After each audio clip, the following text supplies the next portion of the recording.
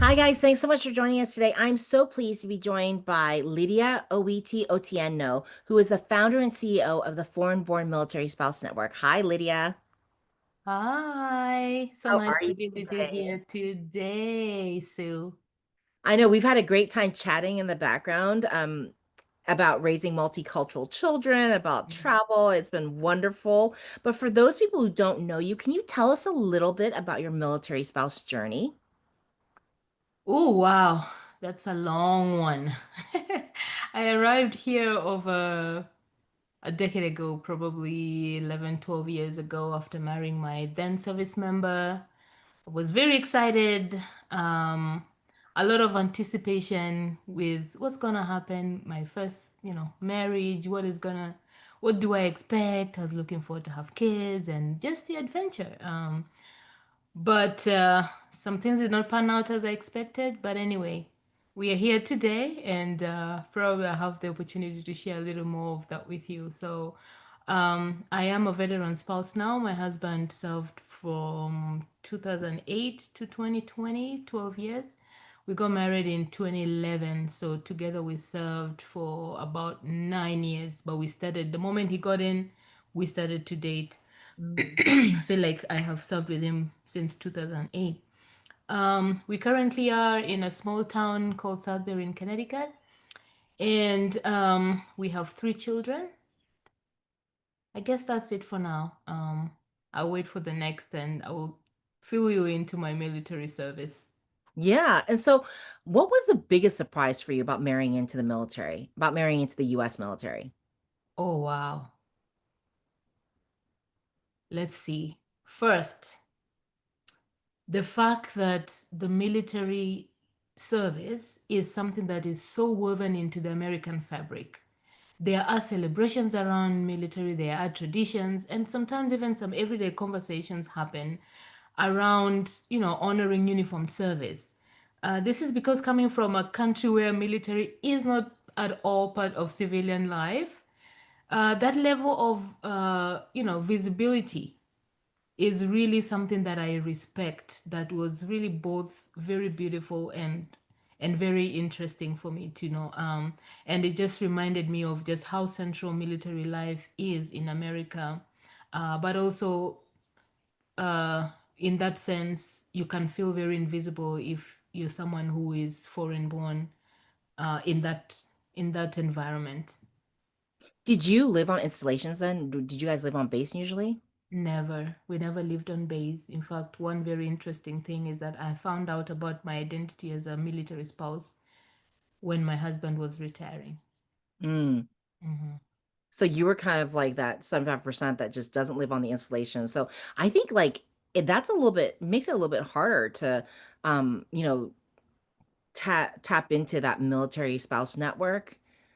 Absolutely, I think so. And one of the issues I think might have really contributed to my lack of knowledge or my husband's, lack of even understanding of some of these things is that when we got married, he was stationed in a war zone. So he Mm. was serving in Afghanistan, that area at the time. And so he only came back for his R&R 2 weeks, got me situated, and left again. So for the better part of that year, I was alone here. So really, where was his base? Where he was. So I lived just in a regular community with everybody else, not knowing, oh, there's a whole military community out here. And then after that, the next station, also, there was nothing in my brain about military community. I just like, okay, just like we lived in the first place, we're just going about our lives. You'd wake up in the morning, drive to work about an hour and a half, come back home. Our lives were just going on. So it never occurred to me that there's anything called military Mm. spouse or military life. The first time I went to a base, I was just going to get my military ID. And I remember I wanted to run away when I saw, armed guards and with all that stuff. And I'm just lucky that I had my husband with me. If he wasn't there, trust me, I would have just made a U-turn and gone back to where.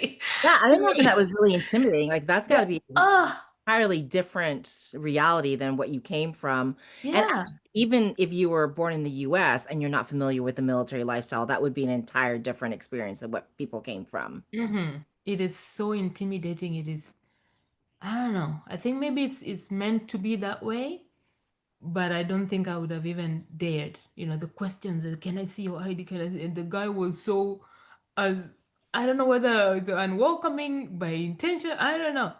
It just felt like, man, I don't. This is not my space. So after getting that ID, got out. I never got into a military base again. That Never, makes me even for. sad. That makes me Yeah. very sad for you. I wish we'd met earlier. I mean, I know so many because I think one of the best things about military life are the friends that you make. And I think of our time on installations early on and, thinking of being a young mother with other military spouses who had young children so that when our spouses were deployed overseas, you always had that network. So I'm very sad that like people didn't reach out to you and make that happen. It's okay. It's I mean, I'm okay. like sadder for you than you are for yourself. You're like, it's fine, too, it's fine.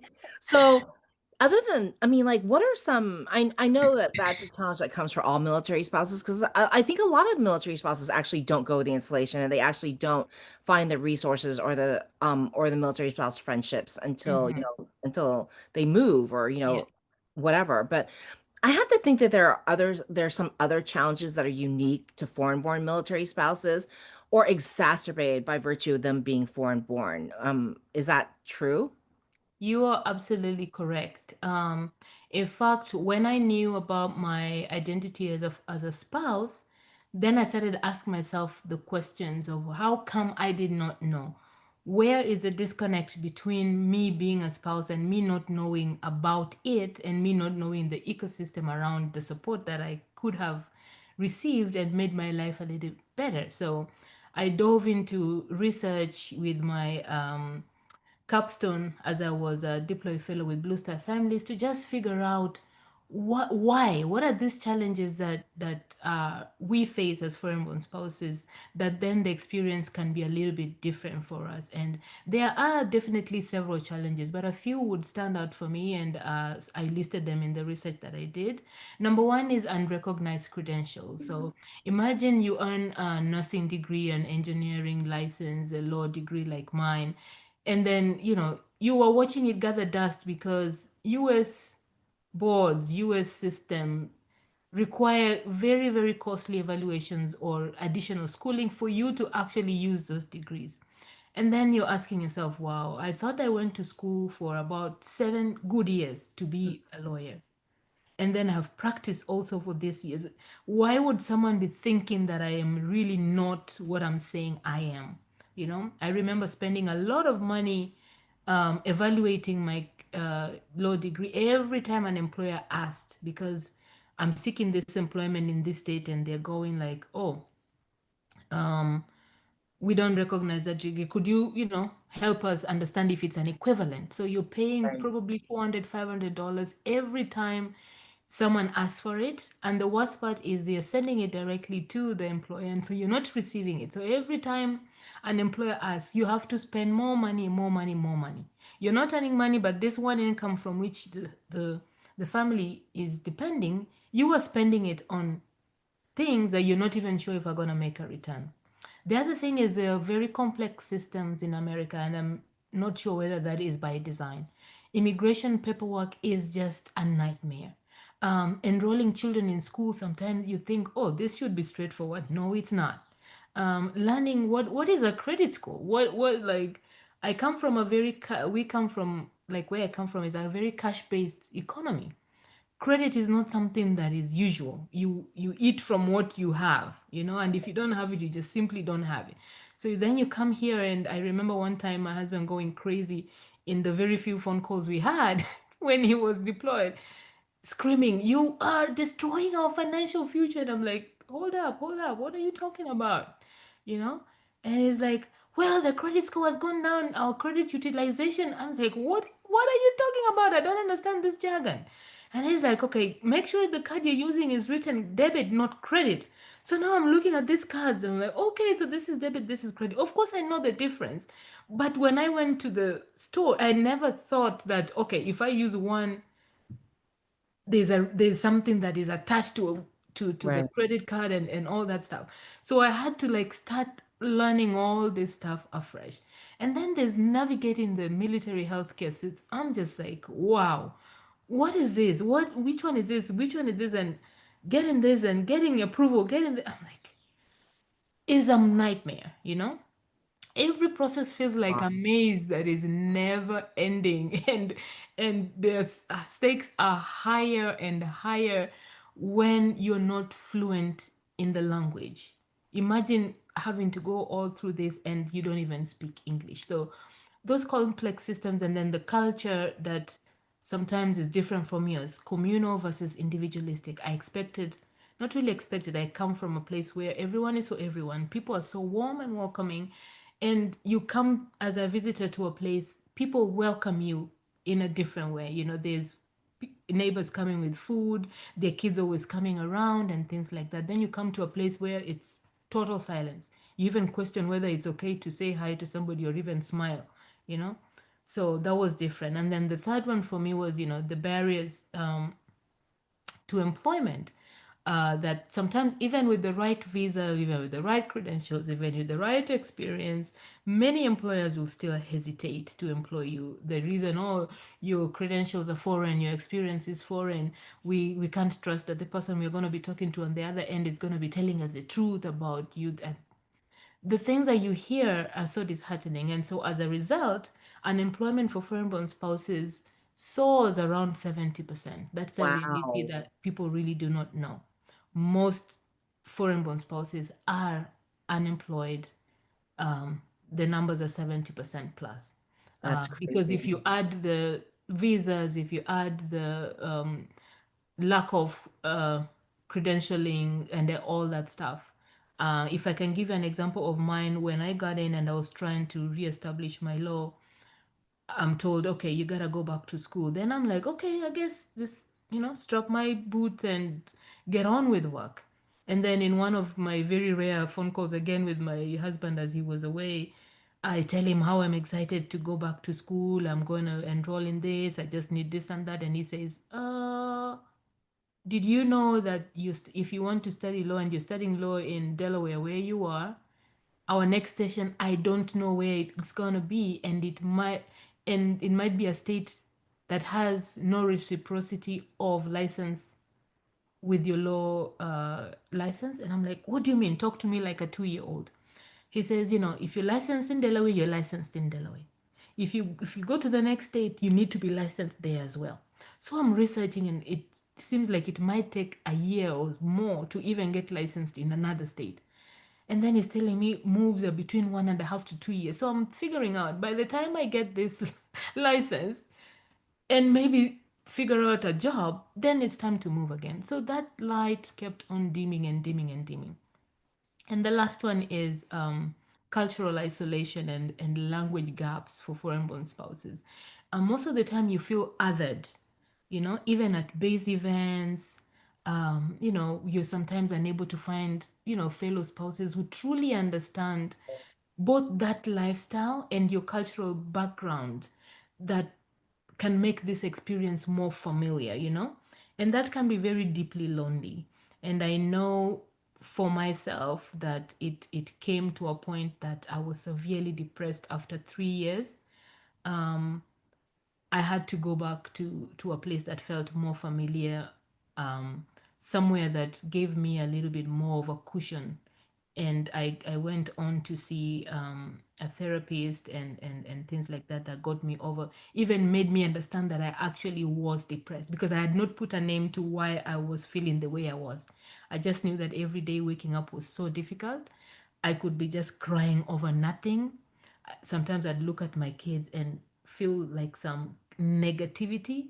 I would look at my husband and I told him, if I had a choice today, you'd be the last person I want to see on earth. I resented him Yeah. completely for a life that looks like I didn't choose and I was stuck in and didn't have a way out. Yeah. Tell us a little bit about your organization, how you're trying to help with these issues. Yeah, so because of my personal experience and also because of the the research that I did, I realized that there's a huge gap in terms of what the needs of foreign-born spouses are and what is offered within the community and even anywhere. And I tried my best to advocate. I talk about these issues every day on LinkedIn. I reached out to organizations.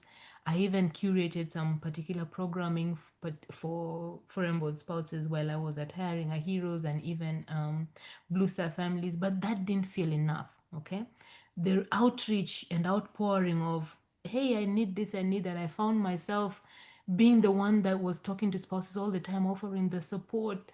I can't help it, it's my nature, but it felt overwhelming. Okay. And so I produced something that we call the Foreign Military Spouse Playbook, a way that I thought would be better if someone, I felt like if someone had given me this type of thing when I was new, it would have helped me to know, how to apply for whatever's a green card, how to transition from one thing to another, maybe into citizenship, and then how do I get myself back into school? How do I transfer my credentials from my country to here?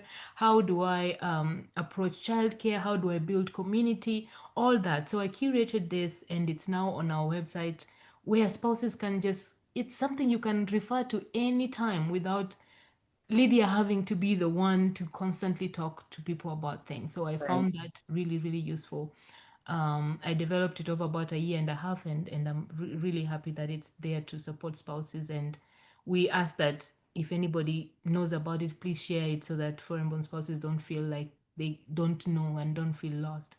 And so the Foreign-born Military Spouse Network was born out of that experience and all this need that people still to date still have need for. So we are here to advocate for, number one, to raise awareness of the fact that there's a population which actually, according to my research and a few other ones that I've picked from here and there, including Blue Star Families Military Lifestyle Survey, Military Family Lifestyle Survey, yes, MFLS, um, that foreign-born spouses make about 26% of spouses. And someone asked, "How did you know?" There's like, don't you know that as old as the U.S. military is as old as a foreign-born military spouse story. We have been all over the world. We have married from all over the world, and we still do. We still are. What does that tell you? It tells you that there have been foreign born spouses for as long as the military has existed. The only difference is nobody has ever asked, what is the experience of the spouse? What is she or he going through? How is he or she acclimating to American life versus theirs?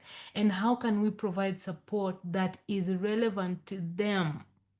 Because support without it being useful to you is really no support.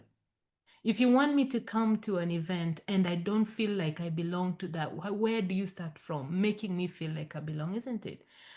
So if the language is probably not translated, if whatever pamphlets you have there are all filled with military jargon that I've never heard or would, you know, we have to be doing better. So apart from raising awareness of our experiences and our existence, there's also providing a community, a sense of belonging. We have a Facebook group with over, I think, 5,500 spouses right now, where people are just meant to connect, because we have a sense of disconnection. Remember, I told you I only got to know about my identity when my spouse was retiring.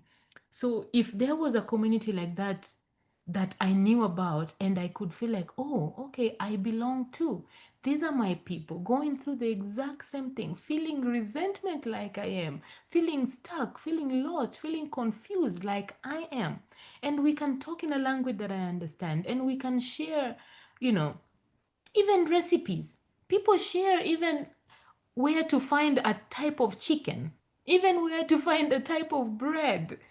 And once you feel a sense of community and a sense of belonging, the other things also flow. It means that person you're comfortable with, we will give you information about, hey, if you want to talk about your career, go to High Heroes USA or go here, go here, go here. If you want this, go. But it starts with you feeling a sense of belonging. So that gap is one of the biggest things we are trying to fill. That foreign-born spouses feel that they belong to the military community and that they can then open up and also be part of other events and other things that are happening.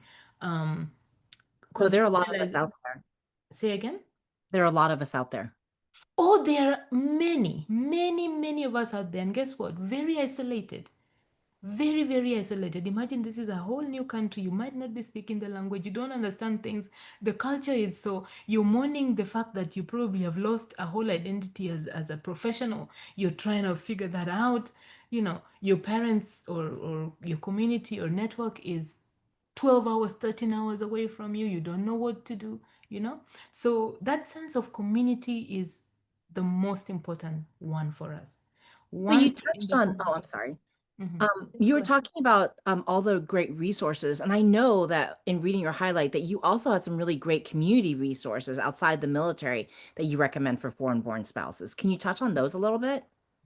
Of course, of course. So there are certain resources that are available depending on the need. So one of the big needs that I told you, about 70% of foreign-born spouses are employed, is because of this lack of transferability of credentials and not a professional from outside of the country not knowing where to go. So one of them is Upwardly Global. Upwardly Global offers expert coaching, translating international credentials, and helping us to relaunch careers in the US. So, for example, if I, as a lawyer, wanted to reestablish, I didn't know about Upwardly Global at the time, they would help me to understand the licensing requirements of the state where I was and what it would take for me to be a lawyer in Delaware where I was at that time. And then if I needed to move, they would also help me to understand what the next state needed and how long it would take, how much.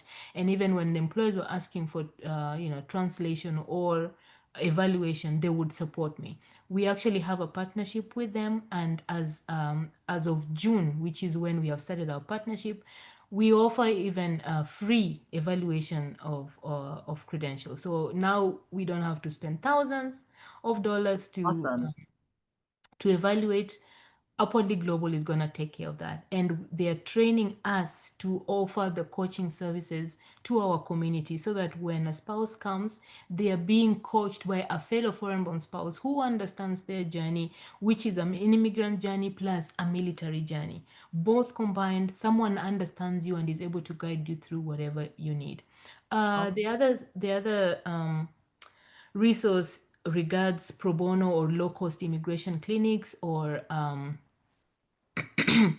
services to do legal services. So many major cities and states partner with nonprofit legal networks to offer, sliding scale of free services to people. And you find that sometimes when you're in the military, you think that only the military can offer you, these services. But what we have realized is many times the military does not even understand this other side of just being an immigrant and not being a service member who is an immigrant. So the spouse, sometimes their needs are not met because the person they're speaking to does not understand what they need. All right. So we share these services with our population. Those live on our website. We have them under resources. So once you go on the website and you click on the resources, there's going to be a database of resources. So you can go and click on immigration, you can go and click on childcare, you can go and click on any other thing, and it will give you services not just within the military but also outside. And many of them are classified in terms of which state they are. Lastly, there are local immigrant support groups, because we understand that you come from a community and the military is just now one of the other ones. I can tell you, in my life in Delaware, the community there that was Kenyan offered me the support that I needed, that held me together at a time when my husband was not in the country. If not for that community, I'm not sure if I would have even lasted a few months, because it was a really tough time trying to figure things out on my own. So Whether they are cultural centers, faith communities, city-sponsored programs, there are these networks that even provide language classes. You know, you will get social connection and you will get practical guidance on how to manage your life as an immigrant. So those are some of the things we also share with our community that are not available within the military space. No, I love it. This is a lot to unpack, Lydia. Like you've I just know. gave us a lot of information in a short period of time. If you guys have questions for Lydia, please share them in the comments and we'll make sure to get them to her and then, she'll answer them that way. So I guess in closing, um, I would ask, with the benefit of hindsight, because you married your spouse when he was active duty, now you're on the other side, you're a veteran spouse, and being a lawyer and having started your own organization, you know more about the resources now. So, what would you tell your younger self as you were moving over here? Like, what advice would you give your younger self now that you know what you know? Oh, so sometimes I don't like to think back because I really questioned my choices. I really did. I was like, It can't be don't marry him. Don't make that. that is probably where I was headed. Like, I ask saw him you more. going there. I'm like, Yes, ask him more about his military life. You know, try to find out more about his military life, understand what this means, understand what it might, how it might affect you, right. and find a community, find yourself a community within the military space that can offer you that sense of belonging because you will need it. Either way, you will need it. As long as you're in the military community is something you will need. So find a way to know what's going on around you. Not that I didn't know what's going on around me, it just never came to me because I did not know from a Kenyan background if there was anything that, you know, if you ask me today what the Kenyan military is composed of, I would probably just tell you the army and maybe the navy. The rest, I probably don't know. Okay. So try to figure this thing out as early as possible and yeah, know Well, I about the think that's great community. advice because, like, I look at one of your pain points, which was like the military health benefits and understanding, demystifying like military benefits, et cetera. And I think that's the value of having that military community because, hopefully we end up meeting more seasoned spouses who can say, oh yeah, no, no, no, this is how you deal with TRICARE. This is how, these are the best days, these are the best providers, et cetera. So no, I think Hmm. that's great advice. I think that would have helped your younger self Yeah. adjust. Well, I want to thank you to Lydia, but also thank you to our friends at USA for making these conversations possible. I hope that if you have a great story, you will apply for your own highlight because you never know who you will inspire. And Lydia, thank you so much for starting your organization and for sharing your story with us. And I'm so looking forward to seeing how your organization grows. I think it's amazing, and I'm so proud of you in the least condescending way possible. Thank you, Thank Lydia. you, Sue. I understand. I understand you very well. And I hope to see you guys here again next week. Bye, Oh, guys. bye.